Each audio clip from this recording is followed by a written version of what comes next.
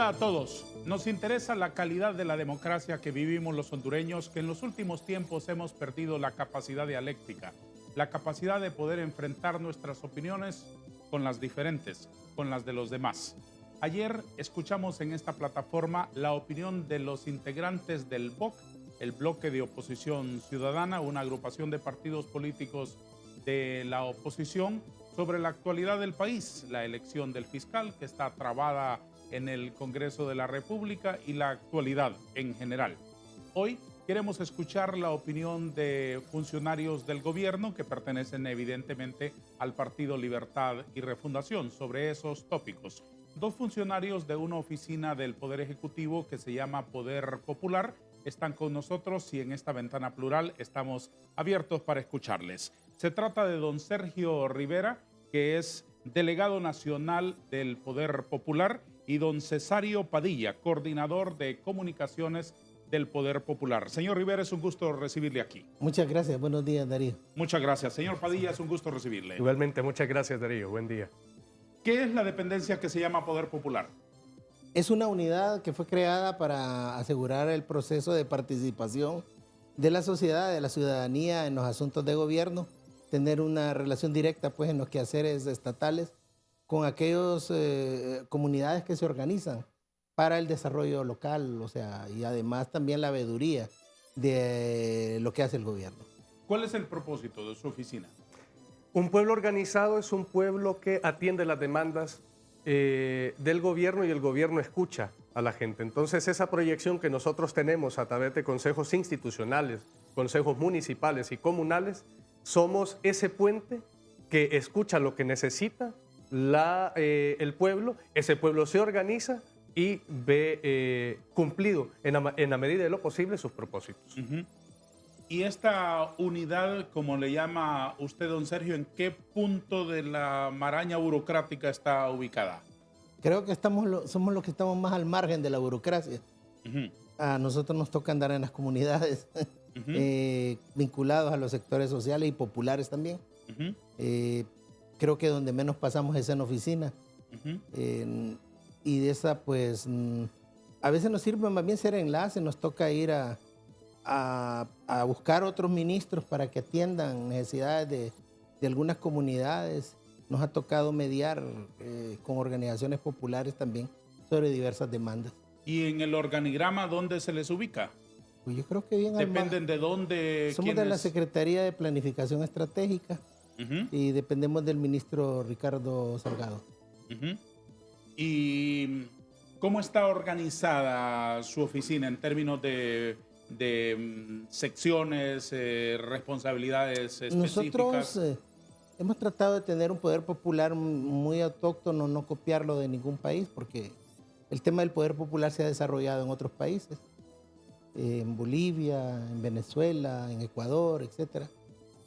Nosotros tenemos una unidad de gobiernos locales que hace hincapié en buscar aquellos sectores organizados en las comunidades.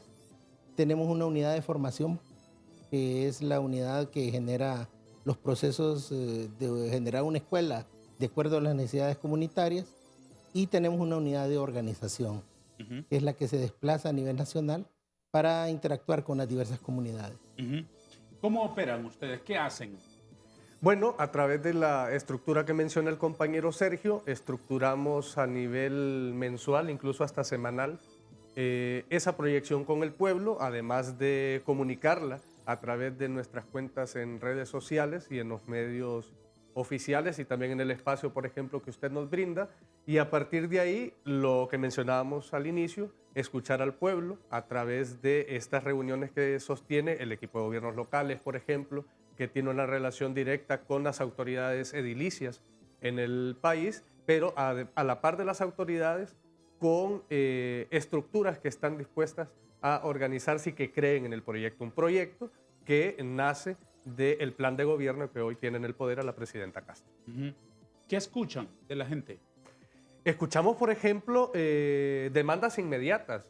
Si existe un problema en un centro de salud, en un centro escolar, la necesidad de salud y educación es un problema latente en el país, pero también escuchamos diversas posturas, o sea, opiniones de respaldo, a veces opiniones en contra, pero también eso es lo que nos ayuda a, no solo a la oficina, sino al gobierno a oxigenarlo, es decir, escuchar a la gente permite que esta construcción de ciudadanía se fortalezca, porque esa es la demanda principal que tenemos. Entonces supongo que deben tener una red de comunicación y de agentes suyos, sus oídos, sus ojos por todo Honduras, ¿es así? Bueno, estamos en un proceso de construcción de eso. Todavía no tenemos esa estructura. Nos hemos encargado de escuchar a la gente y como reforzando lo que dijo mi compañero, también escuchamos reclamos. O sea, a veces hay funcionarios que no les gusta que les digan las verdades o las necesidades de la gente y nosotros a veces tenemos que decírselas también, porque a eso nos ha encomendado la construcción del poder popular, es eso. Es escuchar a la gente, porque un gobierno que no se vincula a la gente es un gobierno que fracasa, pues. Es creado para nada. Y nosotros tenemos una característica, Darío, nosotros venimos del movimiento popular. O sea, más allá de la cuestión netamente partidaria, somos seguidores de ideas y principios más que de personas. Y una de esas ideas es precisamente canalizar lo que el pueblo, lo que la gente, las poblaciones, los sectores organizados están solicitando. Y no necesariamente son cosas que a veces agradan. También hay reclamos que son genuinos de diversas comunidades que tratamos de hacerlos realidad. Y es un proceso cuesta arriba. Porque la construcción del poder popular no todos la entienden, algunos le tienen miedo. Otros se ven confrontados a esos liderazgos en forma de cacicazgo, ¿no? Que no le gusta que la gente se empodere. Porque estamos hablando de la creación de un nuevo poder, el poder de la gente. Y claro, es un proceso muy largo que en Honduras, pues, por primera vez se está poniendo en práctica. Explíqueme eso. ¿Qué clase de democracia quiere construir su oficina que se llama Poder Popular? Una participativa. Una donde la gente sea el centro del gobierno, donde las decisiones estatales sean el producto, pues, de la demanda comunitaria, las políticas públicas sean de acuerdo a la necesidad que pidió cada comunidad, que estas mismas no sean canalizadas para catapultar una candidatura o para promover esto, sino que la comunidad sea la que ganó ese logro y la comunidad a la vez tiene una relación estrecha con el gobierno porque el gobierno le escucha en una demanda comunitaria. Es diferente un enfoque. Y bueno, a veces chocamos con los cacicazgos locales, ¿verdad? Que quieren que nosotros andemos promoviendo figuras o cosas así. Y eso no es lo correcto, ¿verdad? ¿Y con qué metodología, señor Padilla, trabajan ustedes? Bueno, primero, como lo decía Sergio, estamos trabajando con algo inédito. O sea, la construcción del poder popular en este momento y de escuchar a la gente viene por un método asambleario, que quiere decir que la gente, cuando llegamos al espacio, hacemos este tema participativo, lo hacemos incluyente. Y además se involucra también contextos de realidad nacional. ¿Qué quiere decir? Entender lo que está ocurriendo en su justa dimensión, en su comunidad, en su municipio, en su departamento y en el país. ¿De qué nos sirve esto? Pues para entender, digamos, qué problemáticas está teniendo la comunidad y también el contexto organizativo, es decir, cómo el poder popular se instaura en esa comunidad va a permitir que, entendiendo esa realidad, estudiándola, vamos a lograr cambiarla. Porque el poder popular, en el plan de gobierno de la presidenta Castro, así lo estipula, es el poder del pueblo. El poder del pueblo a través de las organizaciones populares y de sus estructuras a nivel municipal y departamental. Los gobiernos en la historia del país, y bueno, no solo de Honduras, en muchos otros lugares, tienen una tendencia de escuchar a sus prosélitos, a sus seguidores, a sus bases políticas. Los cachurecos hacen asambleas de cachurecos, los liberales hacen asambleas de liberales. Bueno, los liberales hace mucho tiempo están fuera del gobierno, pero cada uno va a consultar a su base política. ¿Ustedes hacen lo mismo? Nosotros lo que hacemos, Darío, es cuando llegamos a un municipio sabemos que nosotros no solo vamos a tener estructuras del Partido Libertad y Refundación, y eso lo tenemos claro. Incluso el movimiento popular en sí no representa una institución político-partidaria, es diverso. Y en esa diversidad es que nosotros estamos dispuestos a trabajar.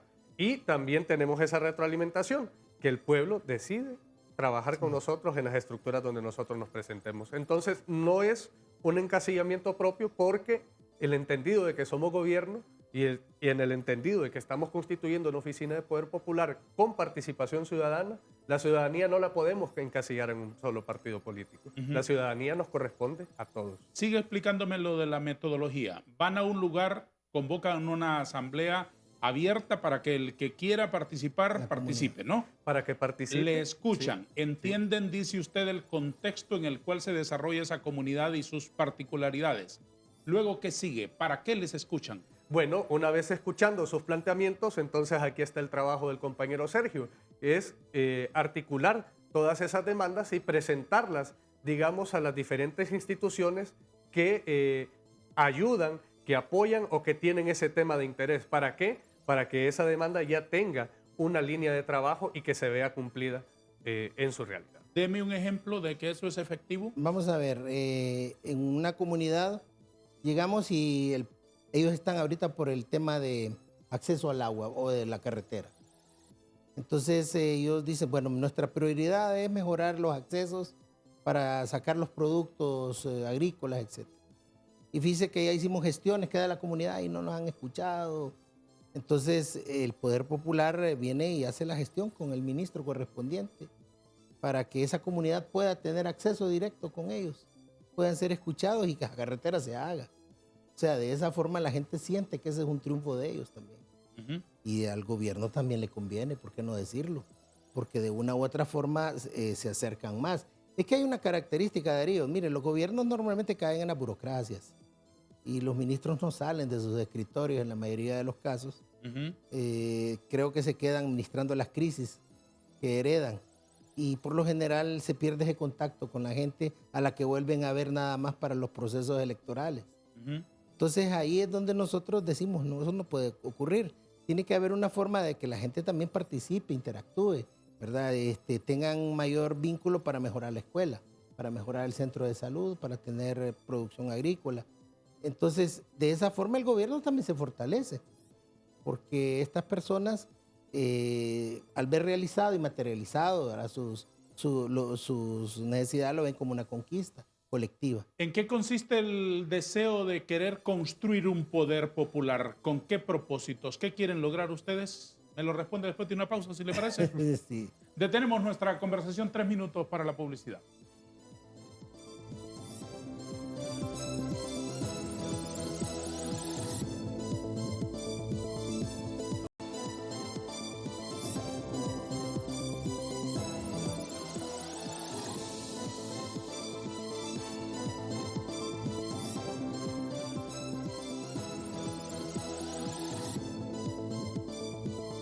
Emitimos nuestro foro todos los días de lunes a viernes a las 7 de la mañana por TV Azteca Honduras. Lo retransmitimos también por las plataformas de las redes sociales. Ahí estamos en el YouTube, en el Facebook, en el TikTok y en cuanta plataforma encontramos, por esa ventanita nos comunicamos con ustedes, porque es un gusto para nosotros poder compartir desde aquí el pensamiento de todos los hondureños.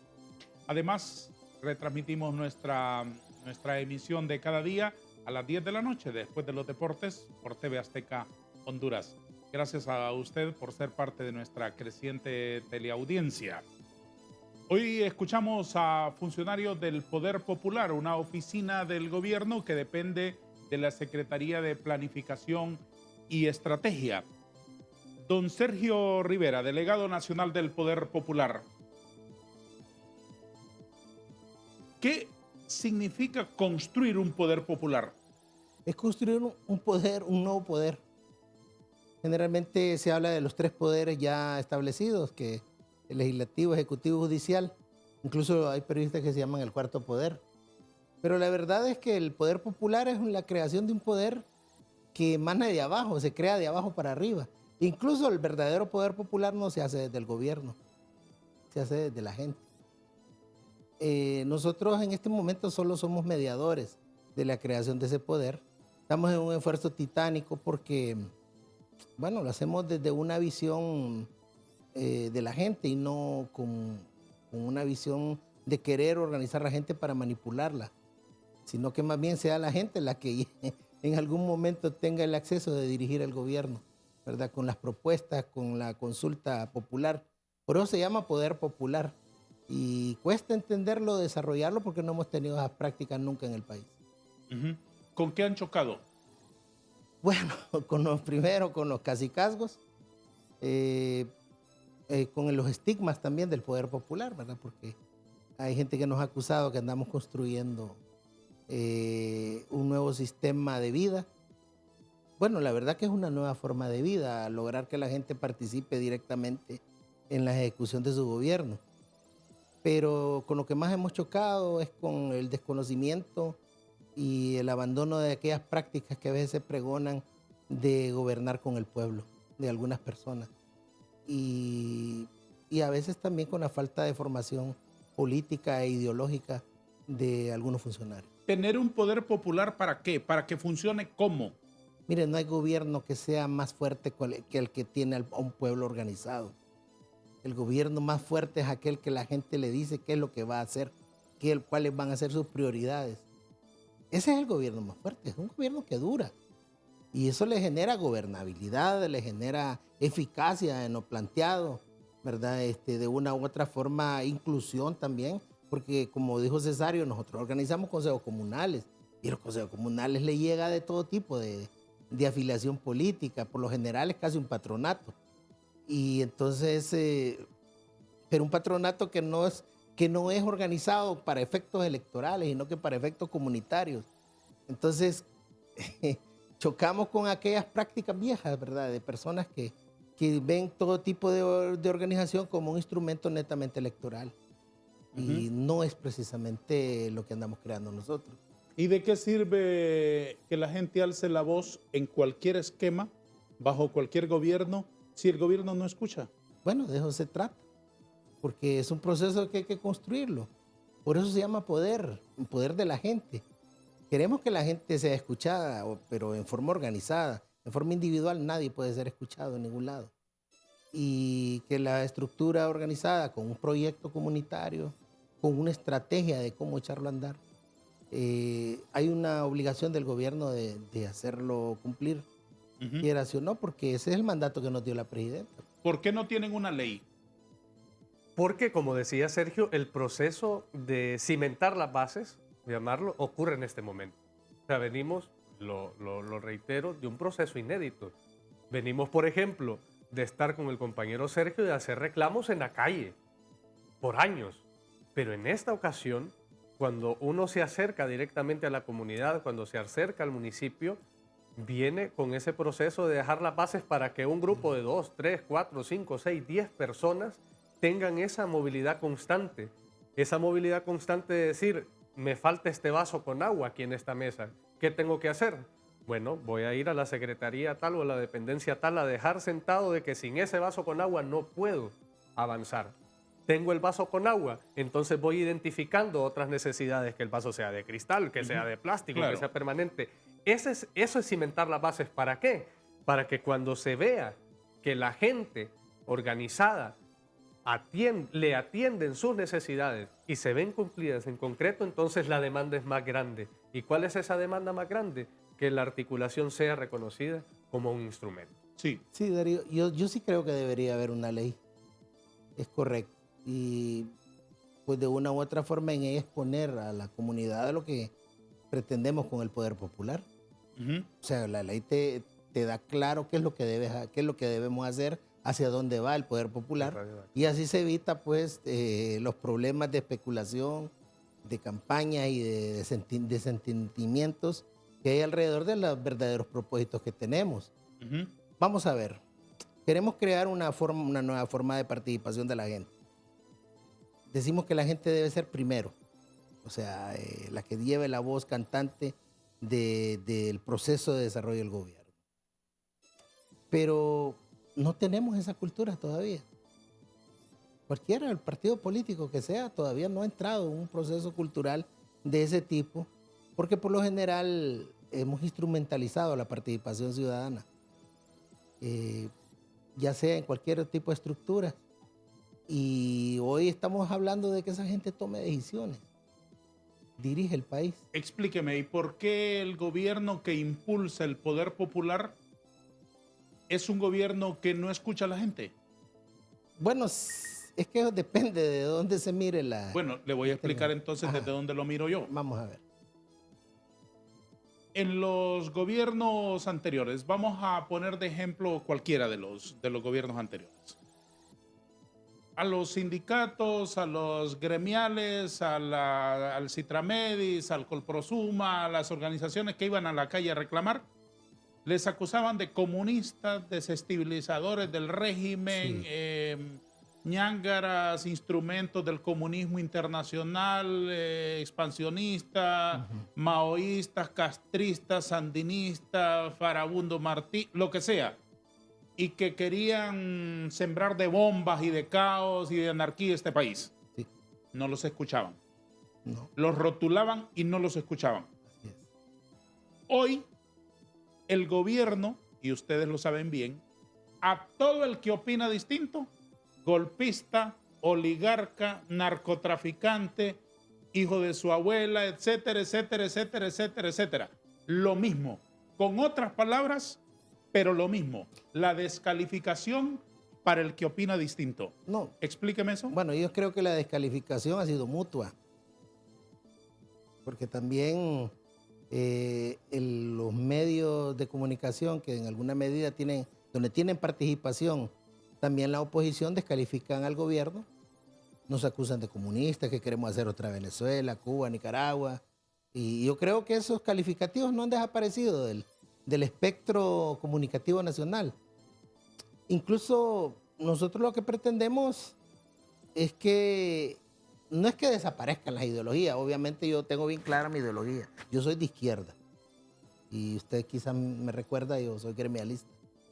He estado en el movimiento popular siempre, pero también tengo que aprender a escuchar las otras opiniones, porque el hecho de que, por ejemplo, en este momento esté libre, nadie puede desconocer de que no todo el mundo esté libre y que todo el mundo tiene derecho a organizarse. El asunto es que hay que hacerlo en el marco del respeto. Por ejemplo, yo no vine aquí a descalificar a ningún sector. O sea, no es mi papel andar descalificando. Yo sí tengo una idea y yo tengo que defender lo que creo. Y lo voy a defender con trabajo, con acciones, porque a mí lo que me caracteriza es que si creo en algo yo me meto a trabajar hasta donde puedo. Estamos de acuerdo. Y ahí estamos de acuerdo. Pero es que una cosa es que un partido tenga una minuta doctrinaria, Sí. una plataforma en la que cree, y una cosa absolutamente distinta es ejercer un gobierno para todos los hondureños. Los cachurecos no gobiernan para los cachurecos. Los liberales no gobiernan para los liberales. Libre no gobierna para libre. Cachurecos, liberales, libre, lo que sea, gobierna para una población plural, de distintos pensamientos, de distinta forma de ver las cosas, Así es. que tienen en común necesidades, Es por correcto. supuesto, que hay que resolver. ¿Estamos de acuerdo en eso? Totalmente de acuerdo. No, y no tengo ningún disenso en lo que usted plantea.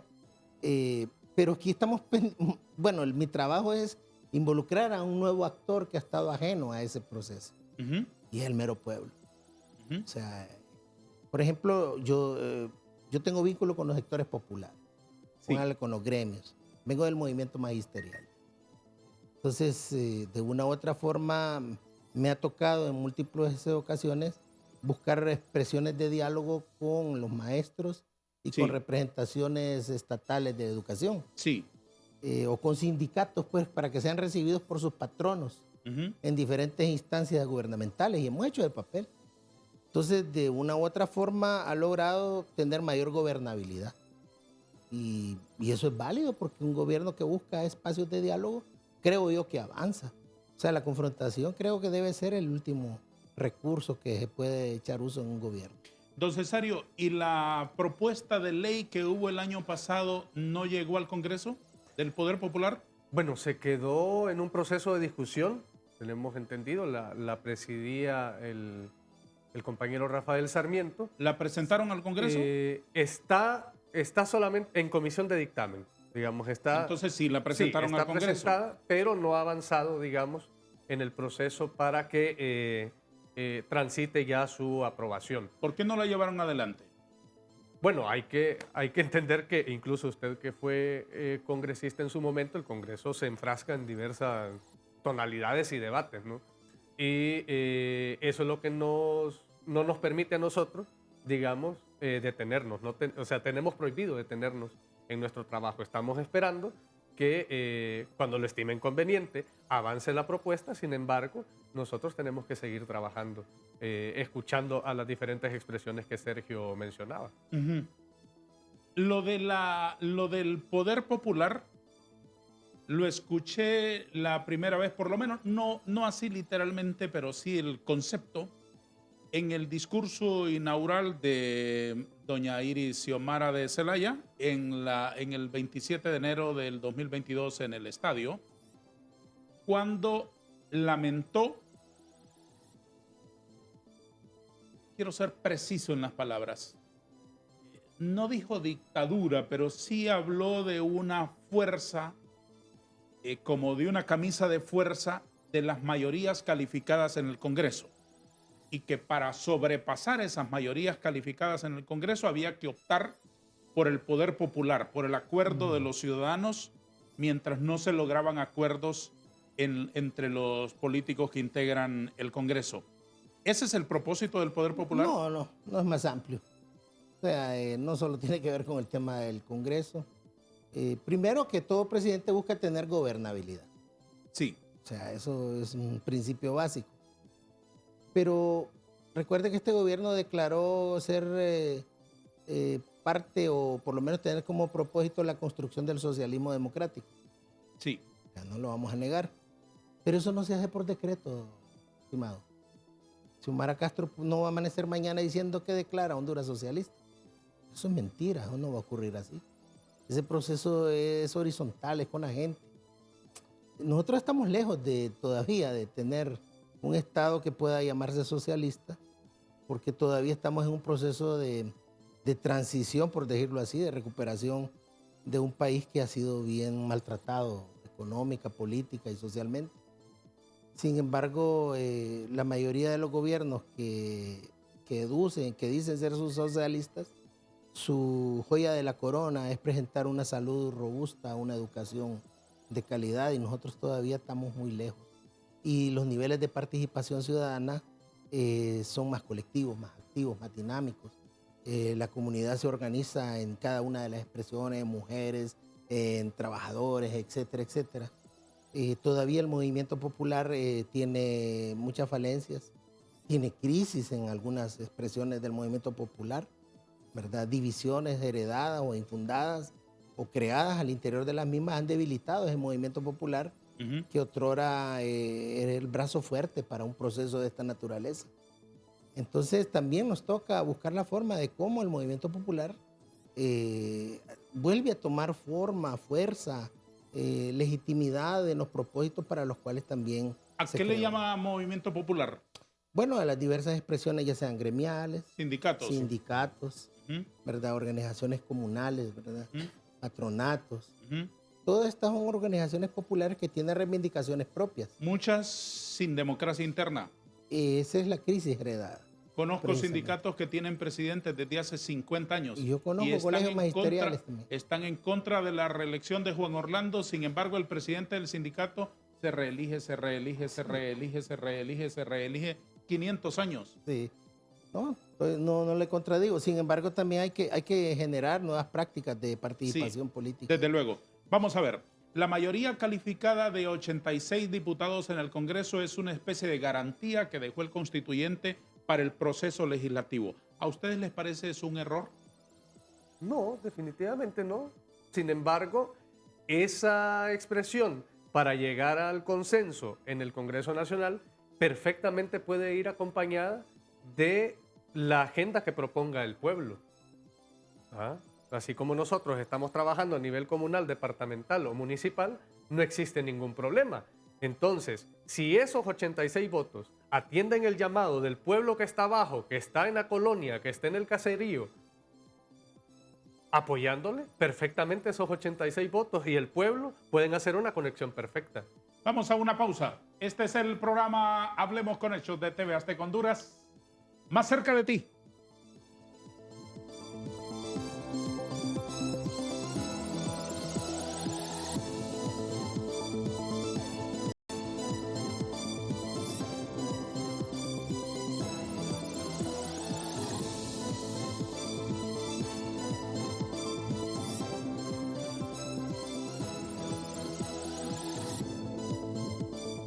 Ayúdenme, señores, estimados señores, a entender un poco la visión política que ustedes tienen de lo que ocurre en el país ahora mismo. Ambos son integrantes de Libre, ¿no? Sí, Sí. Son socialistas. sí. Sí. ¿Qué opina del BOC? Bueno, primero que toda oposición tiene derecho a organizarse. Yo en lo personal no veo ninguna novedad en el BOC. Veo al Partido Nacional unido con Salvador Narrala. Y lo que sí es las contradicciones que todos ya vemos que Salvador Narrala ha vertido sobre el Partido Nacional, que los acusó de todo lo que partido narcotraficante, etcétera, etcétera. Sin embargo, no hay ninguna novedad más allá de que el Partido Nacional tiene un nuevo aliado, Salvador Narrala, y que como oposición se van a seguir movilizando. Cualquiera aspiraría a que la oposición se quede ahí quieta y que no se mueva, pero no es cierto. Esa dinámica no existe en ningún lado. Yo lo que espero que todo sea en el marco del respeto mutuo. Es difícil también aspirarlo porque en el ámbito nacional está caliente la ofensiva y contraofensiva a nivel verbal. Ojalá se queden a nivel verbal. No, nosotros no patrocinamos movilizaciones para ir a encontrar con el BOC. Nosotros creo que la respuesta que podemos dar es que cada movilización que ellos hagan, nosotros hacemos una más fuerte. En la calle nosotros jugamos de local. Nosotros venimos de la calle, pero no la queremos para enfrentarnos con hondureños. Y ellos tienen derecho. Lo único que cada vez se han ido intensificando. Para nuestro criterio el gobierno está bajo ataque. Un ataque mediático, un ataque fuerte de estos sectores. Pero mientras el pueblo se organice y se le cumplan las demandas que se les ha prometido, creemos que podemos avanzar. Nosotros somos del criterio que en el gobierno no se promete, en el gobierno se cumple. Y eso es lo que tratamos de que se haga. Entonces, podrá haber 1000 BOC o podrá salir don Salvador Narrala con sus fans y todo eso apoyando al Partido Nacional, porque eso es lo que hay. Nosotros respetamos la distancia que tuvo el Partido Liberal de meterse en ese embrollo. Yo creo que suficientes problemas tiene el Partido Liberal ya internamente. Y todavía no vemos una oposición todavía ya consolidada para eso. ¿Usted qué opina del BOC? Bueno, me sumo, son expresiones orgánicas que tienen derecho a existir. Sin embargo, se entiende por la dinámica y por la concepción que tiene el actual gobierno de que se opongan a las políticas que se impulsan, pero lo que no se entiende es como una figura que funge como designado presidencial en la actualidad forme parte de la oposición. Si yo no estoy de acuerdo con usted, Darío, en este espacio, digamos, en cualquier espacio que tengamos en común y disiento con usted, yo, mire, lo siento mucho, no estoy de acuerdo con usted, pero mantengo, digamos, la altura del respeto. Sin embargo, la figura que funge, como designado presidencial, si no está de acuerdo, ¿qué papel está haciendo dentro de la construcción que Sergio y su servidor y un equipo de compañeros y compañeras está trabajando? Eso es lo que no se entiende. Eso es lo que no le da esa uniformidad clara al bloque de oposición ciudadana. La figura de Salvador Narrala creo que le resta a una oposición que tiene derecho a existir. ¿Ustedes respaldan las expresiones de la titular del actual régimen que el BOC es narcotráfico? Yo sí creo que hay indicios de que el Partido Nacional, como tal, ¿verdad?, que en esencia, convirtió a Honduras en un narcoestado. Y nosotros eso no lo ponemos en duda. Que institucionalizó el crimen organizado y el narcotráfico. Y ahí están esos representantes en ese Partido Nacional. Y que no solo eso, institucionalizaron la corrupción también. A un grado escandaloso. Entonces, cuando usted ve esos actores, de nuevo, dicen que ellos van a arreglar el país que ellos mismos dejaron en la ruina. Respaldamos las palabras de la presidenta Xiomara Castro, que los actores ahí están, y por ende, entonces, creemos nosotros que esta gente quiere volver a convertir a Honduras en lo que era, en un narcoestado. Entonces, ¿no hay posibilidad de conversar con la oposición desde el gobierno? Yo creo que sí. El gobierno necesita conversar con todos los actores. ¿Con narcotraficantes y corruptos como No, los del BOC? con representantes políticos, no con narcos. De hecho, hay gente ahí que no tiene autoridad moral ni siquiera para incursionar en nada social. Recuerde usted que nos han heredado un clima de violencia y de pobreza que los ha descalificado moralmente para tener espacios de participación. Ahí es donde nosotros sí criticamos al BOC, pero hay que generar el diálogo. Entonces, ¿cómo van a seleccionar desde el gobierno a los interlocutores? En las comunidades, desde abajo. ¿Y por qué no hablamos con la gente? ¿Y por qué no hablamos con el pueblo? ¿Por qué siempre tiene que ser las altas cúpulas las que tienen que resolver los problemas nacionales, y también la comunidad, el pueblo, tiene derecho también a determinar la forma en que cómo quiere vivir? Y de esa forma directa, ¿verdad? También se pueden resolver muchos problemas. Ha dicho usted, don Sergio, hace unos minutos respondiéndome la pregunta sobre su opinión del BOC, el gobierno está bajo ataque mediático. ¿Qué es eso? Mire, hay diversos guiones que se generan en algunos medios, sobre todo corporativos. Si usted va a notar, el guión de hoy, por ejemplo, es el tema de los enfermos renales del Seguro Social. Está como titular en algunas corporaciones mediáticas, en donde no generan ni balance de la noticia, le dan prioridad a lo que opinan los integrantes del BOC, del Partido Nacional, se minimiza lo que el gobierno hace, de hecho se ataca y contradice cualquier cosa que el gobierno califique como logro, y de una u otra forma también hay gente llamando a generar inestabilidad. Diputadas y diputados en alguna medida han expresado su interés, su intención de que las Fuerzas Armadas intervengan, le llaman ellos a generar gobernabilidad, exmilitares en condición de retiro, incitando a golpes de Estado. Esas cosas son un ataque. Ya la presidenta lo denunció en Bruselas y lo ha denunciado en varias comparecencias públicas. Y las condiciones para que eso se dé no las tienen, igual que el 2009. Incluso nosotros estamos organizando un contragolpe con la gente. Organizar a la población y que participe es organizar un contragolpe. Esta vez no van a hacer lo mismo que en el 2009. Las poblaciones empoderadas participando de un gobierno no va a permitir esta vez que le roben un proceso que, bien o mal, es en el que el pueblo ha confiado. Si en Honduras alguien no está de acuerdo con un gobierno, ahí están los procesos electorales, que debe ser la única vía que debemos de privilegiar para anteponer las ideas de otras personas. ¿Usted cree que todos los medios que no somos del gobierno seguimos un guión para destrozar al gobierno? No, señor. Eso sería calificar en forma errónea. Pero sí hay corporaciones que se dedican exclusivamente a eso. Y eso no lo podemos negar. No, si el tema de disentir o de tener una opinión diferente forma parte del quehacer periodístico. Pero en otros no hay balance. El hecho que yo esté aquí en este medio significa que también aquí quieren saber qué es lo que está haciendo el gobierno desde la voz del gobierno. Pero en otros lados no. En otros lados hay programas que supuestamente son de dos puntos de vista y solo es de uno. Y ese se convierte en un guión mediático, y cuando usted mira la uniformidad en cómo abordan las noticias en varios, usted dice que hay un guión mediático, que obviamente no le corresponde a este programa ni a este canal. Sí, tiene usted la libertad de decir lo que usted quiera. No, sí. Si quiere echarle un viva al Che Guevara, puede hacerlo. No, viva el Che Guevara y viva Morazán. Sin embargo, no, yo lo conozco a usted, Darío. Yo siempre he seguido su trayectoria, incluso muy bien, periodística. no me elogie a mí, se trata del medio. No, se trata del medio. No, lo digo para... No, tampoco me gusta ser sobaleva. No le estoy diciendo eso. Lo digo para desentar le agradezco su concepto que tenga usted de mí. Señor Padilla, ¿qué cambios quieren propiciar con la consulta escuchando a los ciudadanos?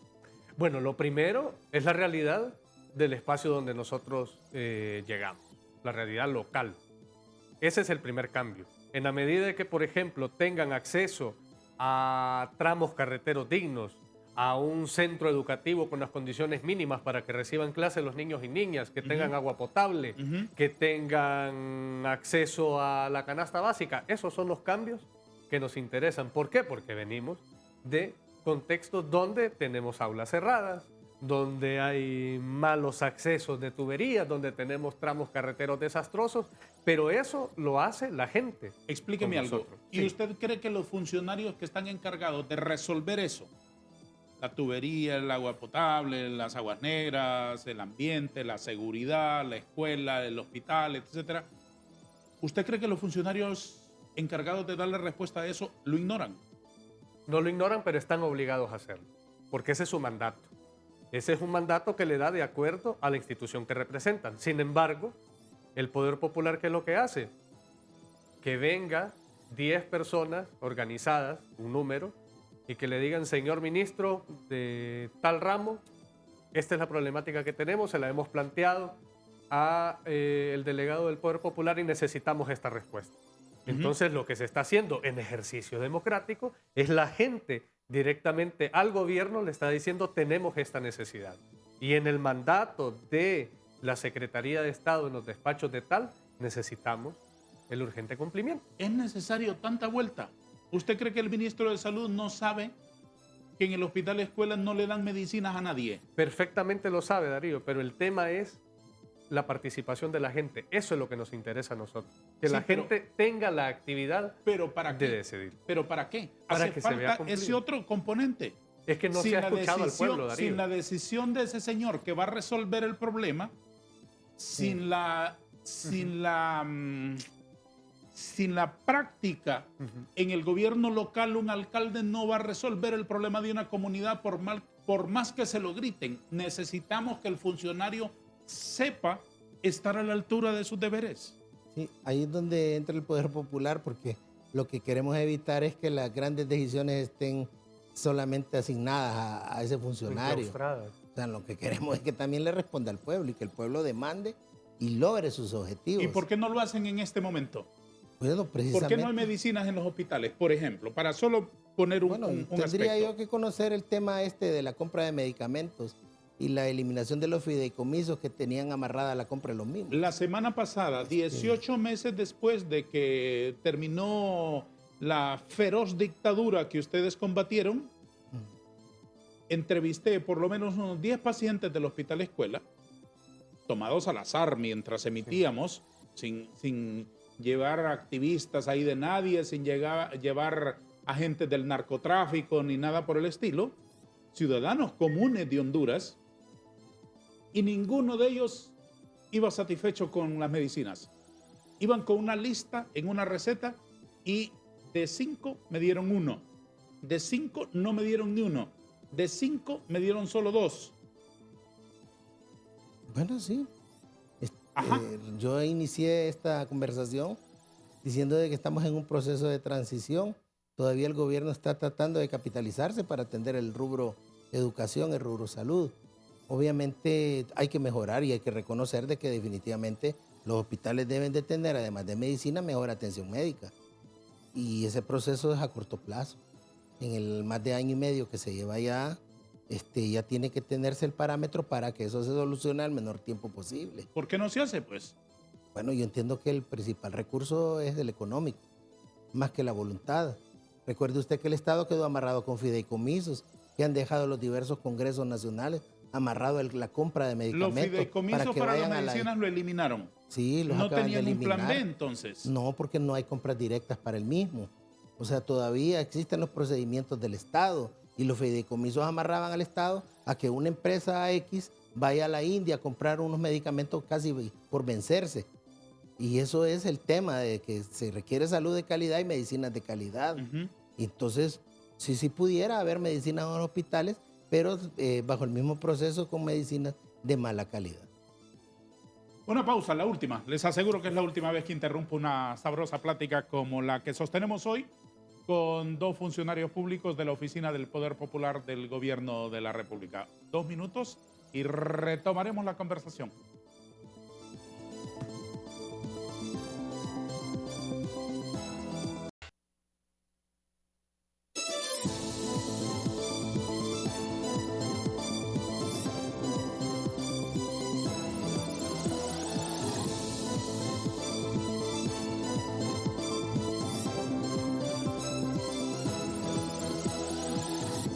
Estimados señores del Poder Popular, una casa dividida no prospera. Es un principio bíblico. Así es. Y la Biblia tiene verdades eternas, inconmovibles. Y al que esté en desacuerdo con la Biblia, si quiere la puede mandar a reformar al Congreso a ver si eso se puede.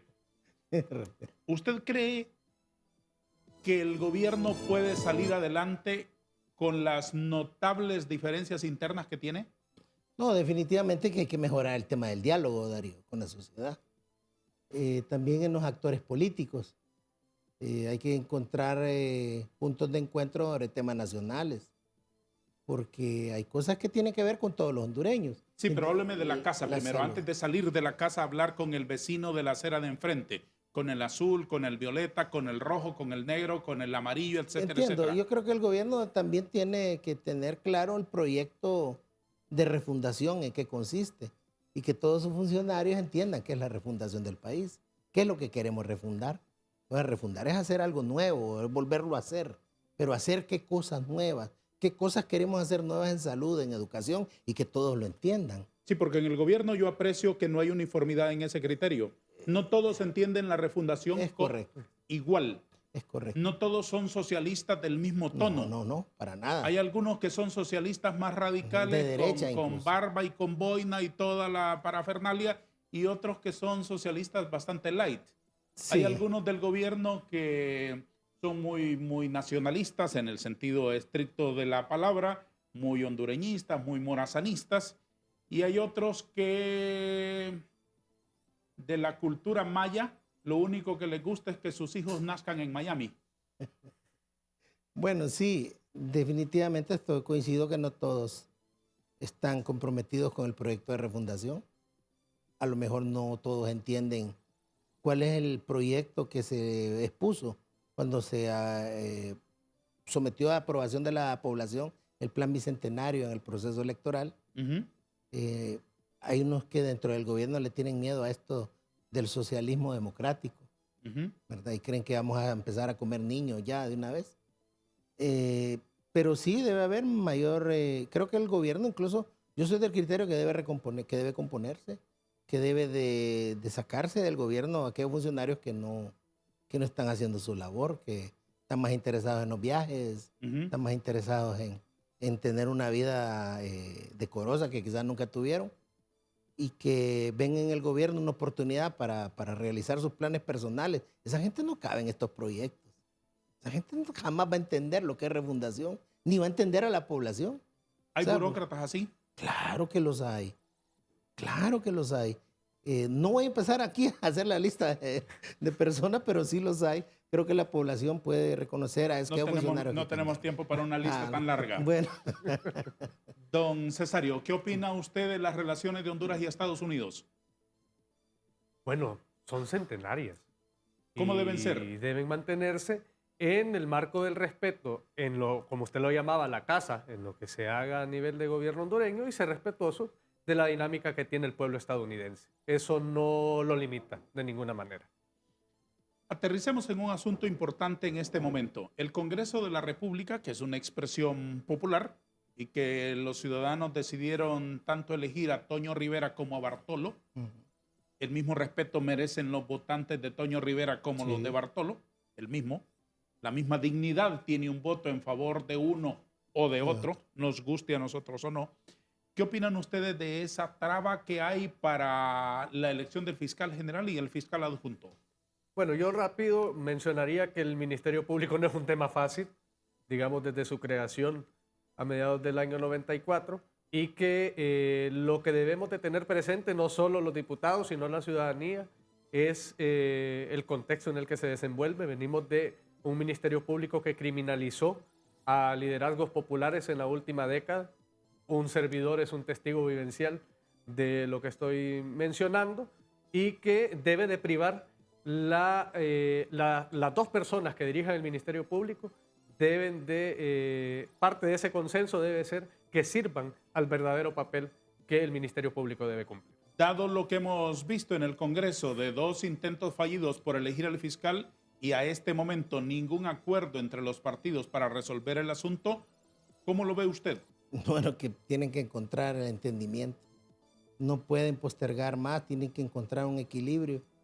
Tiene que haber una salida conjunta porque, como usted lo menciona, el pueblo fue el que equilibró las bancadas. Ujú. El pueblo fue el que dio mayoría aún no total, y eso implica de que existe la necesidad de que se pongan de acuerdo, porque aquí hay dos formas de resolverlo, por la fuerza o por el acuerdo.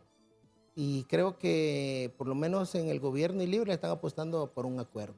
La convocatoria que se hizo a nivel nacional y que fue masiva no era para ir a derrocar el gobierno, el Congreso, como decían en algunos medios. Era La marcha del 29 de 29 de agosto. agosto era una demostración de fuerza correspondiente a la que había hecho el BOC anteriormente. Cuénteme, Pero transparentemente, ¿cuánto Sí. gastaron en esa marcha?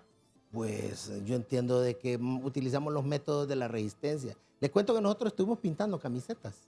Ujú. Pusimos un pulpo de serigrafía y la gente llegaba con las camisetas nuevas y de bulto y ahí se las pintábamos. ¿El Y eso, escenario aquel como para un concierto de Luis Miguel es gratis? creo que es de casa presidencial y fue adquirido en el ¿Cuánto gobierno costó eso? anterior. Ese escenario y esas cosas, esas pantallas fueron adquiridas en el gobierno anterior y están ahí en casa presidencial. ¿Van para una Asamblea Nacional Constituyente? Yo creo que al inicio del gobierno el coordinador de Libre dijo que no existen las condiciones. Mire, Darío, si se hiciera una Asamblea Nacional Constituyente, ¿quién la haría? En este momento. Una correlación de fuerzas que no la tiene Libre. La Asamblea Nacional Constituyente es un mandato del Frente Nacional de Resistencia Popular. Pero la verdad es que no existen las condiciones para la misma. ¿Todo el que opina distinto al gobierno conspira, boicotea? No, claro que no. ¿Qué opina del COEP? Es la representación máxima de los intereses de la empresa privada y de los grupos de poder de Honduras. ¿La empresa privada es un error? No, no, de ninguna manera. Tienen derecho a coexistir y forman parte y movilizan la economía del país. ¿Qué sintió usted como revolucionario ver pediatras del Hospital Escuela vendiendo comida afuera para comprar medicinas y equipo para sus pacientes que debería darlo a su gobierno? Bueno, realmente deben de atender la demanda y ese es un mandato que el secretario de Salud debe atender inmediatamente. Les agradezco mucho su presencia en nuestro foro. ¿Quiere dejarle un saludo final del tamaño de un tuit porque ya no tenemos tiempo? Muchas gracias y hay que seguir construyendo poder popular. Muy amable. Don Cesario, Igualmente agradecido con la invitación, Darío, y sigamos construyendo poder. espero que se hayan sentido cómodos con nosotros y regresen cuando así lo estimen. Muchas Gracias. gracias. Don Sergio Rivera, delegado nacional del Poder Popular, y don Cesario Padilla, coordinador de comunicaciones de esta oficina del gobierno, han estado hoy con nosotros exponiendo aquí sus ideas. A todos, gracias. Adiós.